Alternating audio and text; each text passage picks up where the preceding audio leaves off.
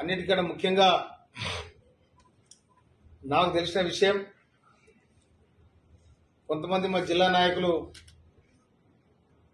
BRS తోని పొత్తు పెట్టుకుంటున్నట్టు నిన్న సాక్షి పేపర్లో వచ్చింది. కనుక ఇది మేము తీవ్రంగా ఖండిస్తా ఉన్నాం. రాష్ట్ర ముఖ్యమంత్రి రేవంత్ రెడ్డి గారు బీఆర్ఎస్ పార్టీని బొందబెట్టాలని వాళ్ళు ప్రయత్నం చేస్తే, వీళ్ళే కాంగ్రెస్ పార్టీని బొందబెట్టాలని మీరు ప్రయత్నం చేస్తున్నట్టు నాకు అనిపిస్తుంది. అందుకోసమనే ఈ అపవిత్రమైన పొత్తును విరమించుకోవాలని నేను డిమాండ్ చేస్తా ఉన్నాను.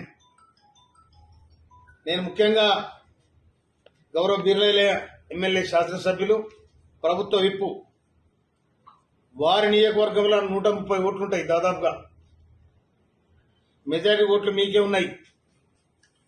గెలుపు ఓటములు మీ చేతిలో ఉన్నాయి. కనుక దీనికి పూర్తి బాధ్యత ఆలయ నియోజకవర్గం వహించాల్సి వస్తుందని కూడా నేను మనవి చేస్తా ఉన్నాను. అదేవిధంగా ఈ డిసిసి అధ్యక్షుడు కానీ, చైర్మన్ కానీ మీకు బంధుత్వం ఉండి ఇళ్ళలో తీసుకుపోయండి, మందు పోయండి, అన్నం పెట్టండి, బిర్యానీ పెట్టండి, నాకు అభ్యంతరం లేదు.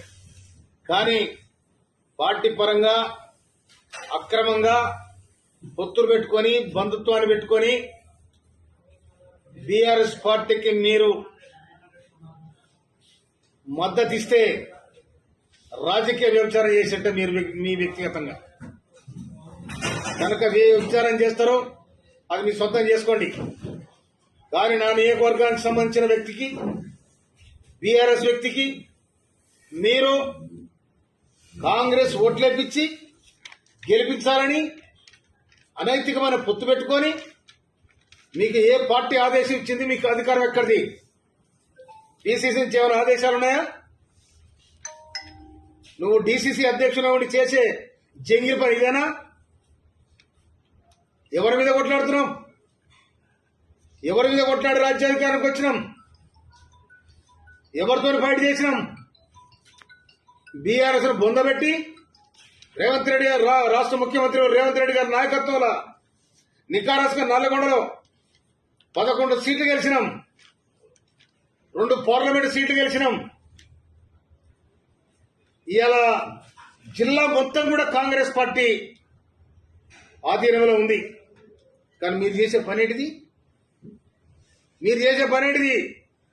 ఈ లుచ్చ పని బంద్ చేయాలని హెచ్చరిస్తా ఉన్నాను. కాంగ్రెస్ పార్టీ బతే మనమందరం బతాం. కాంగ్రెస్ పార్టీకి ముళ్ళు తాకితే మన గుండె మీద ముళ్ళు తాకుతుంది. ఖబర్దారని హెచ్చరిస్తా ఉన్నాం. అదే క్రమంలో విప్పుగా ఉన్న గౌరవ బీర్లైలయ్య గారు మొత్తం చైర్మన్ నీ నియోజకవర్గానికి ఉన్నాడు. డిసిసి అధ్యక్షుడు నీ నియోజకవర్గమే. మీరు కూడా ప్రభుత్వ విప్పుగా ఉన్నారు, కాంగ్రెస్ పార్టీ ఎమ్మెల్యేగా ఉన్నారు. అన్ని చూసుకుంటా మౌనంగా మీరు ఉన్నారు అంటే దాంట్లో మీ పాత్ర కూడా ఉన్నదని నేను అనుకోవాల్సి వస్తుంది. అందుకోసమనే రేపు పొరపాటున కనుక బీఆర్ఎస్ అభ్యర్థి గెలిస్తే మీ నైతికంగా రాజీనామా చేయాల్సి ఉంటుంది. ఖబర్దారని చెప్తా ఉన్నాను. మీరు లోపాయికారిగా ఏ ఒప్పందం కుదుర్చుకున్నారో నాకు తెలియదు. అసలు బీఆర్ఎస్ తోనే అలయన్స్ పెట్టుకునే దమ్ము అవకాశం ఎవరిచ్చింది మీకు?